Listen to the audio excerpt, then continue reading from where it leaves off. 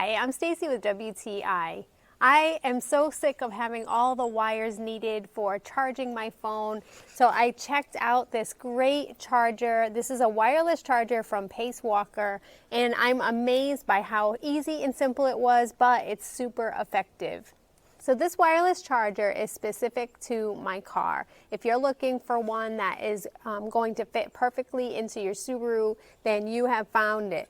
They made it specifically so that it fits right in the center console underneath your temperature gauges. They have the fit and styling of this fitted to a T for my Subaru, and you can see that once it's in, it actually looks like it is part of the car. The charging base plugs right into your cigarette lighter, and then you have this rubberized base on the left, which is where your phone goes. It sits on there, it does not get overheated, it charges quickly, and it doesn't move around while you're driving, which is a really nice feature.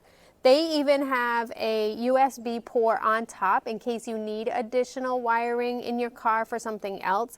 And on the right is a nice little holder so that you can put something, and again, it has a little bit of a lip to it, so you don't have to worry about anything moving around. It really could not have been any simpler, and it alleviates all of the random cords around my car trying to charge up my phone.